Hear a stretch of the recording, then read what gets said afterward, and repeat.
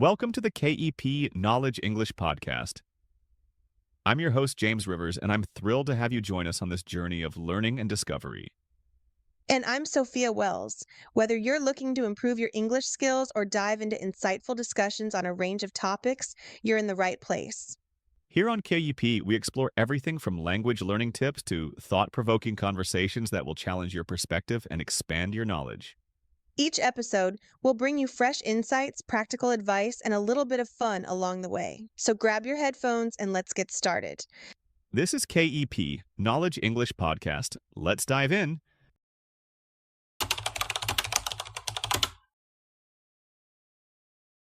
Hey everyone. Welcome back to another episode of Better English, Better You. I'm your host, James, and joining me as always is the wonderfully energetic Sophia. How's your day going, Sophia? Hey, James. Honestly, it's fantastic. Just grabbed a coffee, ready to dive in. How about you?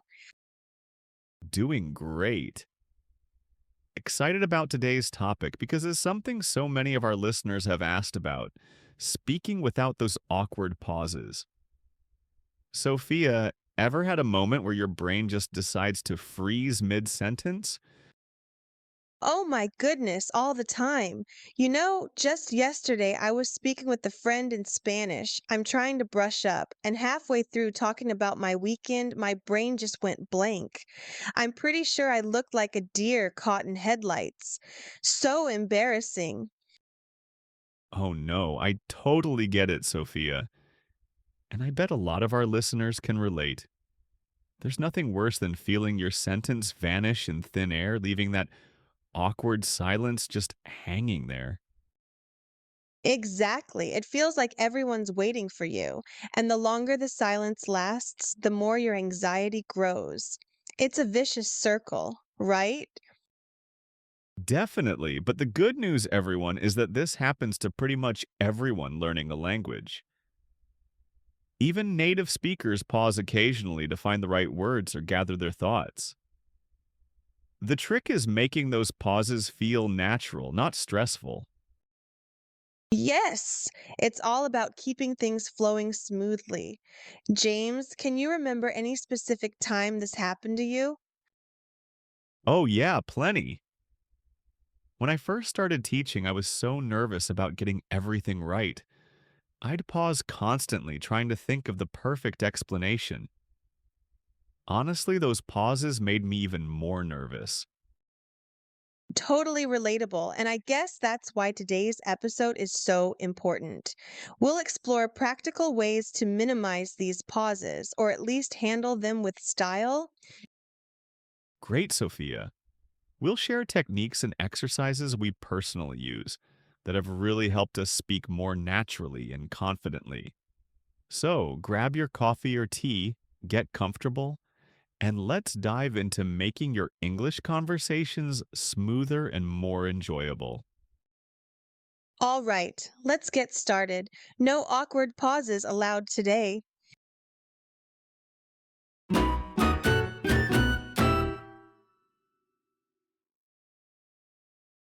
Okay, let's get into the real talk. Why do we pause so much when we're speaking English, especially when it's not our first language? Oh, I've got this one. First of all, let's just say it. Pausing is normal. I mean, James, even native speakers say things like or let me think all the time, right? Absolutely. The difference is that fluent speakers know how to make a pause feel natural, like it's part of the rhythm, not a full on panic attack. Yes. When you're learning a language, though, those pauses often come from your brain doing too many things at once. You're trying to find the word, remember grammar rules, make sure your pronunciation is okay. It's a lot. It really is. I always compare it to juggling. Imagine trying to juggle while riding a bike and balancing a cup of coffee. That's what it's like trying to speak a second language and think clearly at the same time. That's a pretty accurate image. And let's not forget the biggest factor fear. Fear of making a mistake, fear of sounding weird. That fear slows you down. Totally. When you're afraid to mess up, your brain hits the brakes. You second guess every word. You pause. And then you feel bad about pausing, which makes you pause more. Ugh, yes. It becomes this never ending loop. Like, wait, did I just use the wrong tense? Boom, pause. Oh no, they're staring at me. Boom, another pause. Bingo. But here's something important. Pausing isn't the problem. It's the type of pause. A small pause? Totally fine. But those long, silent gaps where you start sweating? That's what we're here to help with. And the good news is, once you understand what's causing your pauses, you can actually start doing something about it. We're going to break it down step by step. Yep.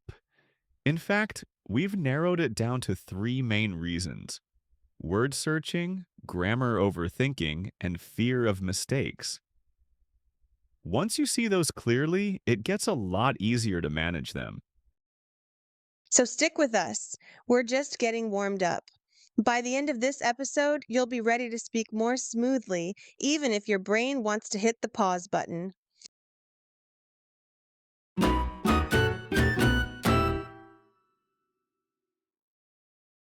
All right, now that we know why we pause, let's talk about what we can actually do about it.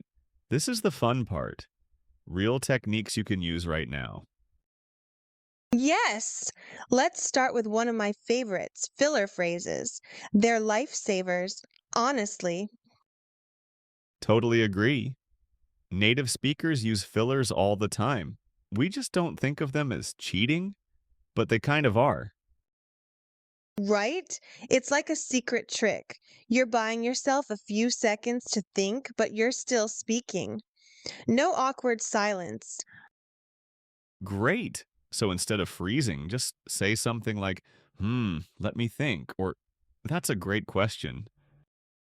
Or, well, I'm not totally sure, but these phrases give your brain time to catch up and they sound totally natural. Here's another big one: rephrasing. If you forget a word, don't panic. Just explain it another way. Oh, I love this one. Like, say you forget the word microwave.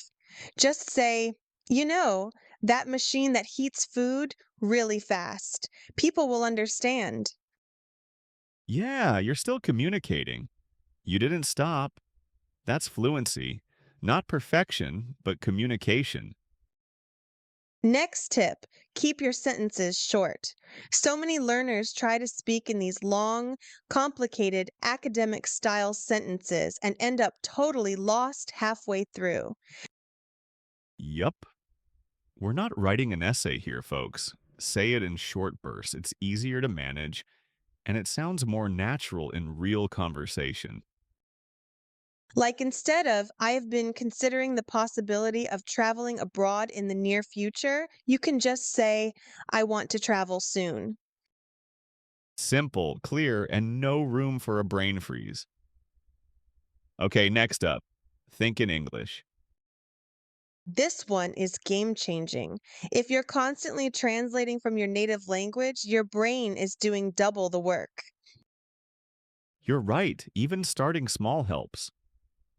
Think to yourself, I'm brushing my teeth, or I need to buy eggs. It trains your brain to operate in English. And the final one, maybe the most important, accept imperfection. It's okay to make mistakes. Really. 100%. I still mess up sometimes, and English is my first language. The goal isn't perfect grammar, it's connection. So to sum it up, use fillers, rephrase, simplify, think in English, and let go of perfection. These little changes make a huge difference over time. And coming up next, we'll share how to practice all this in fun, easy ways. You won't want to miss it.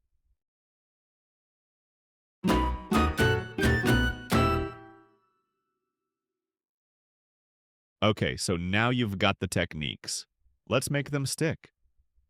We're talking about real life, simple exercises that'll train your brain to keep speaking without freezing. Ooh, yes, this is my favorite part. You don't need textbooks or fancy apps. Just a few minutes a day can make a huge impact. Absolutely. All right, first one, the 1 minute speaking challenge. Sophia, I know you love this one. I do. It's so simple. You set a timer for 1 minute, pick any random topic like your favorite food, what you did yesterday, your weekend plans, and just talk. No stopping. Even if you repeat yourself or say something silly, that's okay. The goal is to keep going, no matter what. Yep, if you get stuck, throw in a filler like let me think or what else, and just move on. It trains your brain to keep the flow alive. Next up, describe what you see. Seriously, this one is so underrated. Totally. Just look around and narrate. I see a blue chair. The chair has a coffee stain. Next to it is a tall lamp. Super simple but powerful. And the best part? You can do it anywhere in your kitchen, on the bus, even brushing your teeth. Okay, now this one is so fun story building. Make up a silly story as you go. Start with a sentence like, I saw a cat wearing sunglasses, and just keep going. The cat said, "Hey, do you want a donut?" And I said, "Only if it's chocolate." Let your imagination run wild. Totally. It's great for practicing creative thinking in English, and there's zero pressure to be perfect. All right, exercise number 4, shadowing. This one's for pronunciation and rhythm. Oh, yes. Just grab a YouTube video or podcast, hit play, and try to repeat exactly what the speaker says tone, speed, emotion, and all. Even just 5 minutes a day helps your speech sound more fluent and natural. It's like musical training, but for language. And the last one, question and answer practice. Write down 10 common questions like, what's your favorite movie? Or, tell me about your hometown, and answer them out loud. You can even record yourself. Yes, it feels weird at first, but hearing your own voice helps you notice where you pause and how you can improve. And remember, it's not about being perfect, it's about getting comfortable. Fluency lives in repetition. Spot on. Just 5 or 10 minutes of practice a day can completely change how confident you feel when speaking. So, pick one of these today and try it out. Seriously, you'll surprise yourself.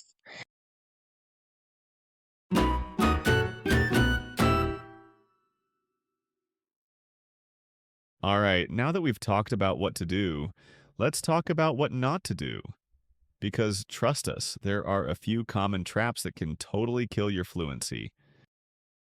Oh boy, I've fallen into every single one of these at some point. Mistake number one, trying to be perfect. Oh, yeah, that one hits hard. Learners often think, if I can't say this perfectly, I shouldn't say it at all. But that's the opposite of fluency. For sure. I mean, I've had students literally freeze mid sentence just because they weren't 100% sure about a grammar rule. And I'm like, breathe, just talk. Right. The goal is communication, not perfection. If the other person understands you, you're winning. Mistake number two, speaking too fast. So many learners think if I talk fast, I'll sound fluent. But what usually happens? You start tripping over words, losing track of your ideas, and pause. Boom, total brain crash. It's better to speak slow and clear than fast and scrambled. Mistake number 3, not practicing out loud. This one's sneaky. People think, well, I watch English shows and read a lot, that should be enough. Nope. Reading and listening are great, but if you don't speak, your mouth won't know what to do. It's like reading about swimming but never getting in the pool. Love that example. Even talking to yourself counts, like, I'm making tea now, or ugh, it's raining again. Every word you speak is practice. Mistake number 4, waiting for the perfect moment. You think, I'll start speaking once I know more vocabulary, but that day never really comes. Yep, you'll always feel like you're not ready. The truth is, you get ready by doing it. Speak now with the English you have. Mistake number 5, comparing yourself to others. This one is so toxic. You look at someone else speaking fluently and feel like a failure. And it's not fair to yourself. Everyone's journey is different. You don't see the hours that person spent practicing behind the scenes. Focus on your progress, even if it's small. Like, hey, I said a full sentence today without freezing. That's a win. 100%. So to recap, don't chase perfection, slow down, practice out loud, start now, and stop comparing. Keep those 5 in mind, and you'll not only speak better, you'll enjoy the process a lot more.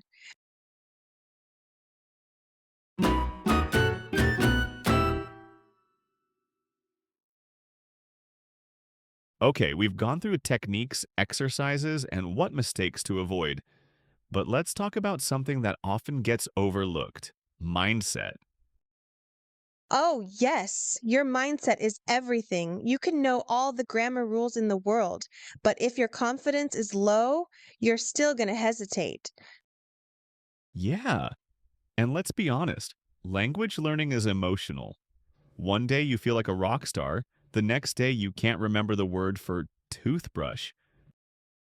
Oh my gosh, that's so true. I once forgot how to say yesterday in Spanish, and I had just used it like an hour before. My brain just noped out. It happens to all of us. So here's the deal: your mindset should be focused on progress, not perfection. Yes!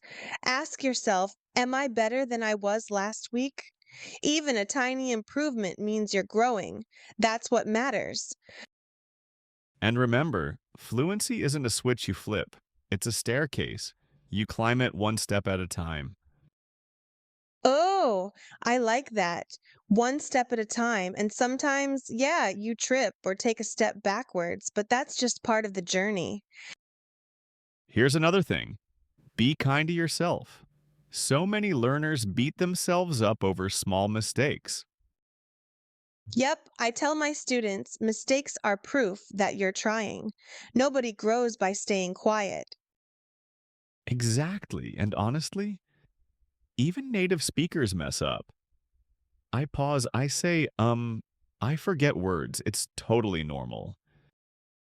You know what helps me when I feel stuck? Celebrating little wins. Like, hey, I spoke for 2 full minutes today without panicking. Go me. Love that. Positive reinforcement is powerful. When you treat yourself with patience and encouragement, learning becomes way more enjoyable. And here's the kicker: confidence doesn't come after fluency. It grows while you're learning. It grows every time you speak, even if it's messy. So, to everyone listening, believe in your progress, speak without fear, and enjoy the process. You're doing something brave and awesome. Yes! Don't wait to feel ready. Just start, be consistent, and trust that you're getting better every day. Keep showing up. That's what builds fluency and confidence.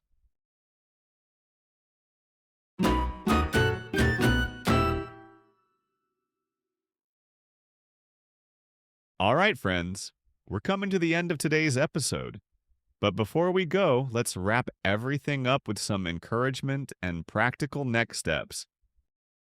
Yes, because we don't want you to just listen to this podcast. We want you to take action and feel excited about speaking English. That's right.